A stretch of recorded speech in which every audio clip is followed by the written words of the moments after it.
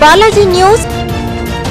सोलापूर लोकसभा मतदारसंघ काँग्रेस व राष्ट्रवादी काँग्रेस व मित्र पक्षाचे अधिकृत उमेदवार सुशीलकुमार शिंदे यांच्या प्रचारार्थ राजेंद्र चौक मनपा मराठी शाळेच्या प्रांगणात जाहीर सभा झाली। व्यासपीठावर राष्ट्रवादी काँग्रेस पक्षाचे राष्ट्रीय अध्यक्ष शरद पवार, सोलापूर लोकसभेचे उमेदवार सुशीलकुमार शिंदे, आमदार प्रणिती शिंदे, आमदार सिद्धाराम मैत्रे, माजी आमदार दीपक साळुंके, युनुस शेख, विश्वनाथ चाकोते, प्रकाश येलगुलवार, दिलीप माने, माजी महापौर मनोहर सपाटे, सुशीला आबुटे, नगरसेवक चेतन नरोटे, किसन जाधव, काँग्रेसचे जिल्हा अध्यक्ष प्रकाश वाले, राष्ट्रवादीचे जिल्हा अध्यक्ष भारत जाधव, माजी नगरसेवक दत्तुअण्णा बंदपट्टे उपस्थित होते। नरेंद्र मोदी यांनी खोटं बोलून व खोटं रेटून हा देश बिघडवण्याचा प्रयत्न केला असल्याचे आमदार सिद्धाराम मैत्रे यांनी आपल्या मनोगतात व्यक्त केले। आता सबका साथ सबका विकास म्हणणारे धर्माच्या नावावर मतं मागायला निघालेले आहेत, हे आपल्याला सर्व माहित आहे।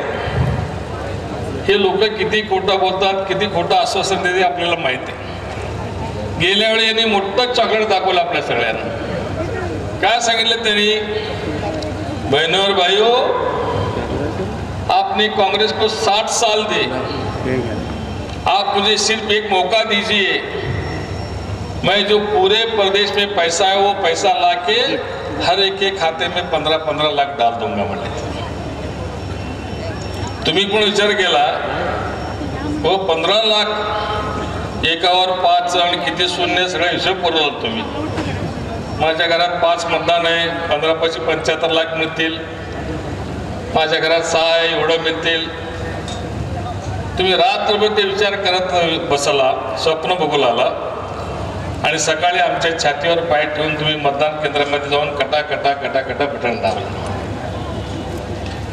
काँग्रेसची नीती साफ आहे। 5 वर्षात काँग्रेसच्या एकावरही भ्रष्टाचाराबाबत कारवाई नाही। 2014च्या निवडणुकीत पंतप्रधानांनी केंद्रीय गृहमंत्री असताना जवानांना कापड देऊ शकले नाही असे वक्तव्य केले आणि निवडणुकीच्या वेळी जनता बोलली। ही निवडणूक आपली शेवटची असल्याचे वक्तव्य काँग्रेस पक्षाचे सोलापूर मतदारसंघाचे उमेदवार सुशीलकुमार शिंदे यांनी बोलताना त्यावेळेस 2012-13च्या दरम्यान देशामध्ये एक अशी हवा पसरली की काँग्रेस प्रणित हे यूपीए सरकार एक भ्रष्ट सरकार आहे, ह्या सरकारला उलटून पाडलं पाहिजे अशा प्रकारची भावना या देशामध्ये पसरली।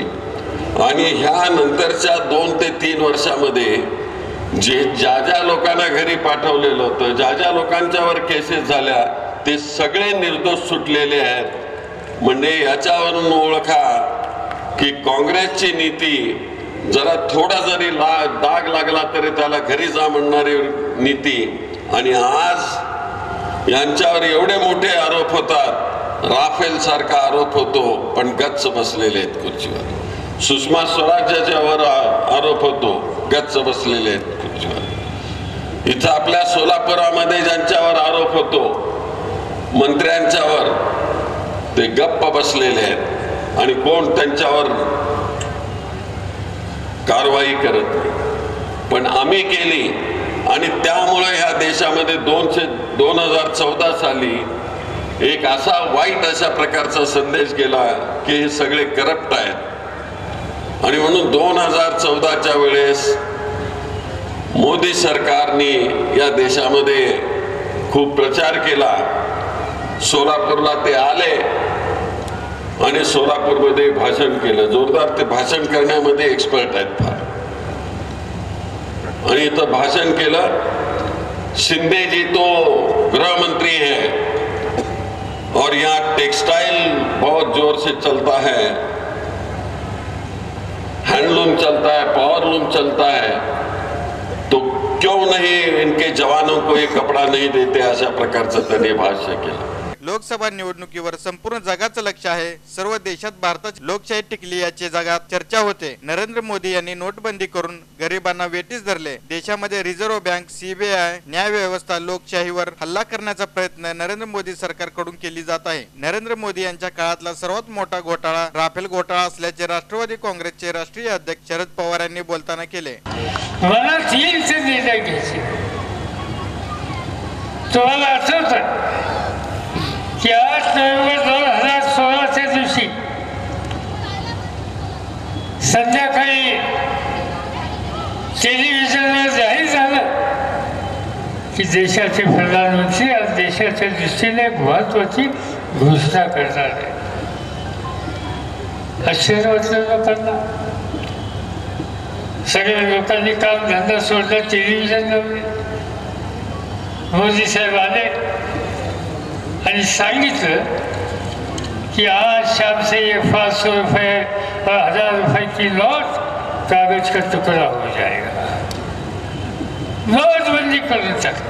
शेतकऱ्यांच्या पिकाला भाव नाही, शेतकऱ्यांची कर्जमाफी केली नाही. सोलापूर जिल्हा 5 वर्षात मोदींच्या विचाराला पाठिंबा दिला. आज सोलापूर जिल्हा ओसाड पडल्याचे शरद पवार यांनी बोलताना सांगितले. या सभेस काँग्रेस व राष्ट्रवादी काँग्रेस व मित्र पक्षाचे आजी माजी नगरसेवक, सर्व सेलचे प्रमुख पदाधिकारी, कार्यकर्ते प्रचंड मोठ्या संख्येने उपस्थित होते.